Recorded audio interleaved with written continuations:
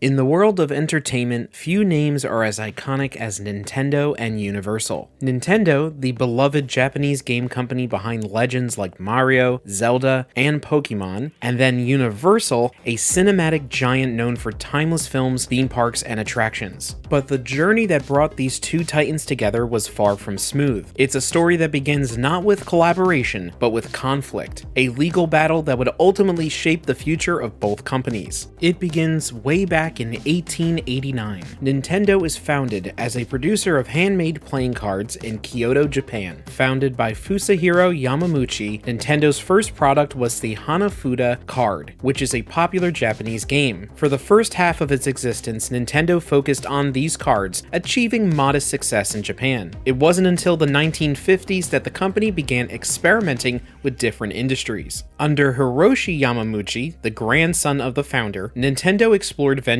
on instant rice, taxis, and even a love hotel chain before finally finding success in toys and games in the late 1960s. In the 1970s, Nintendo entered the burgeoning video game market. One of its early successes came with the Color TV game, a series of home video game consoles released in Japan. But it was in 1981 that Nintendo truly exploded onto the global scene with Donkey Kong, a game that introduced players to an Italian plumber named Mario. Created by video game legend Shigeru Miyamoto, Donkey Kong became Nintendo's first international success upon its release in July of 1981. Meanwhile, Universal Studios was an internationally known entertainment company founded by Carl Laemmle and Mark Dintenfass in 1912. By the 1980s, they were one of the major studios in Hollywood. In 1982, president of Universal, Sid Sheinberg, decided he wanted to get into the growing video game market. He learned of the success of Nintendo's Donkey Kong game and asked Robert Hald to investigate. Hald was the vice president of legislative matters for Universal at the time. Hald came back saying that Donkey Kong was a copyright infringement against Universal's characters presented in the film King Kong. Released on March 2, 1933, King Kong would go on to be considered one of the greatest films of all time. According to Rotten Tomatoes, it is currently ranked as the best horror film of all time and the 56th greatest film of all time. The film is currently preserved at the National Film Registry. Back in 1982, Sheinberg learned of a licensing deal between Nintendo and Coleco, who were a producer of video game consoles. Sheinberg scheduled a meeting with Coleco president Arnold Greenberg on April 27, which Greenberg thought was to discuss possible investment in Coleco. Instead, Universal admonished Greenberg for copyright infringement and threatened to sue them if ColecoVision was shipped with Donkey Kong as planned. The next day, Universal messaged Coleco and Nintendo giving them 48 hours to cease marketing on Donkey Kong, to dispose of all Donkey Kong inventory, and to hand over all records of profits made on the game. On May 5th, Greenberg agreed to pay Universal royalties of 3% on Donkey Kong's net sale price, amounting to about 6 million units and a worth of $4.6 million.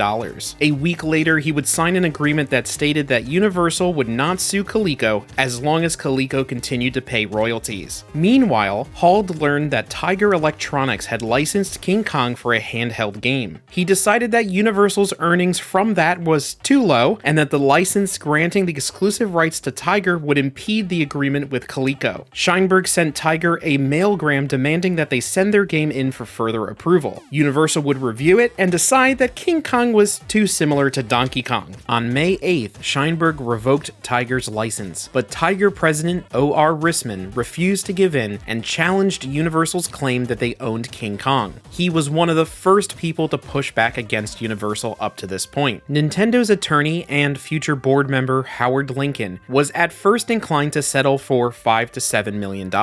However, he decided to fight back, reassuring Nintendo that this was a sign that they had made it big. Nintendo met with Coleco and Universal in Los Angeles. Hald reiterated his stance that Donkey Kong infringed on Universal's rights to King Kong. Lincoln countered, saying that Nintendo had discovered many unlicensed uses of King Kong's name and characters, and that Universal's trademark on these was less than 10 years old. In private, Greenberg tried to persuade Nintendo to sign a licensing agreement, not telling them that he had already done so himself. By the end of the meeting, Hald agreed to send a chain of title to Nintendo regarding Universal's ownership to the King Kong name. When this failed to materialize over the coming weeks, Lincoln prodded Universal Universal again, but Universal just demanded more royalties. Lincoln researched the merits of Universal's claims to King Kong and deemed them to be untenable. This led to a court case in 1982 that would pit Nintendo against one of Hollywood's most powerful studios. On June 29, 1982, Universal officially sued Nintendo. The company also announced that it had agreed to license the right to King Kong to Coleco. On January 3, 1983, Universal then sent cease and desist letters to Nintendo's licensees, offering 3 options: stop using Donkey Kong characters, obtain a license from Universal, or be sued. 2 of these licensees, Milton Bradley and Ralston Purina, would refuse to settle with Universal. Universal's argument was straightforward. They believed the name Kong and the concept of a giant ape belonged to them. Nintendo, a relatively new player in the United States market, faced a daunting task of defending their game in court. Nintendo would hire a skilled lawyer named John Kirby, who argued that King Kong was actually in the public domain and that Universal had no legal claim over the word Kong. Kirby had won other big cases for companies such as PepsiCo and General Foods in the past. He researched the game's development, taking depositions from designer Shigeru Miyamoto. Miyamoto claimed that he had in fact called his ape character King Kong at first, but explained that King Kong was used as a generic term for giant apes in Japan.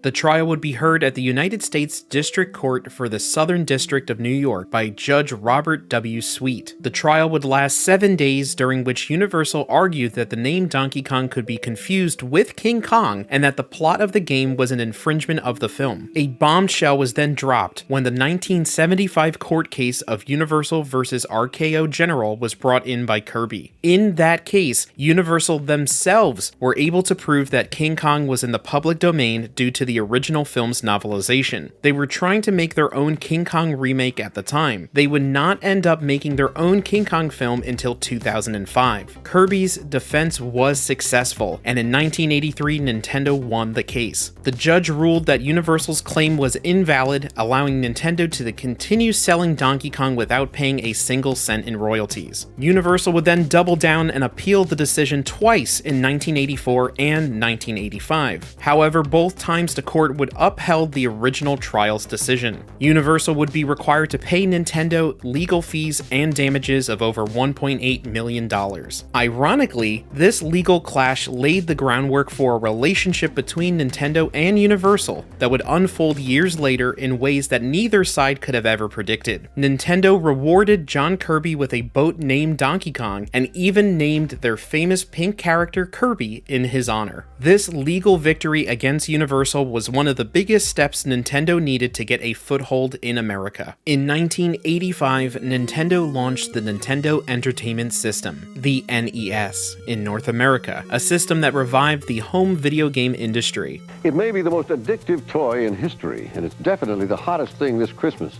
Nintendo video games. Games like Super Mario Bros., The Legend of Zelda, and Metroid became cultural phenomenon, and Nintendo cemented its reputation for creating beloved characters and immersive worlds. The late 1980s and early 90s were a golden era for Nintendo. The Game Boy handheld system, introduced in 1989, made gaming portable and became a massive success, especially with Tetris. Throughout the 1990s, Nintendo continued its momentum with the Super Nintendo and the Nintendo 64. Donkey Kong himself became a beloved character, appearing in sequels like Donkey Kong Jr., Donkey Kong 3, and the eventual Donkey Kong Country on the Super Nintendo. Put your hands together if you wanna clap as we take you through this monkey rap.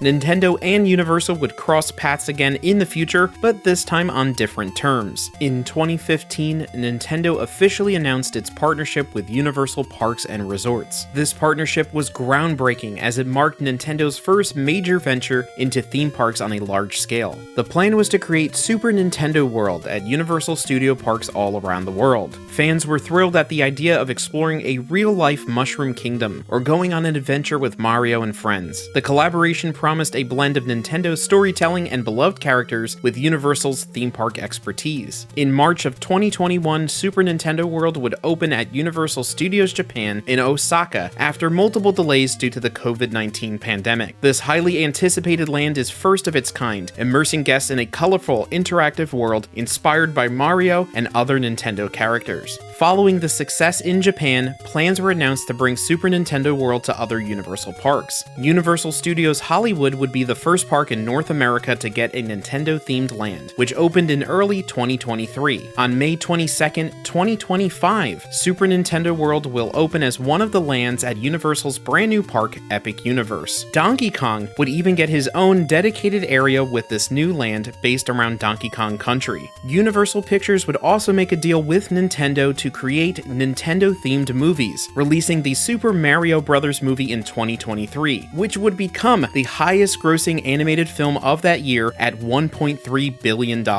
It's fascinating to look back and see how much has changed since that legal battle in the early 1980s. What started as a dispute over an ape evolved into a partnership that is now reshaping the entire theme park landscape. For many fans, Super Nintendo World represents more than just rides. It's a place where their favorite childhood memories are brought to life. And for Nintendo and Universal, it's a symbol of how rivals can become allies, creating something extraordinary that neither could achieve alone. As we look forward at the opening of Super Nintendo World at Epic Universe, we see a culmination of a journey that began decades ago. Thank you so much for joining us on this deep dive into the story of Universal versus Nintendo. Let us know in the comments what you're most looking forward to at the new land at Epic Universe. And if you're new here, don't forget to like and subscribe for more deep dives into all things pop culture. And remember, keep on collecting.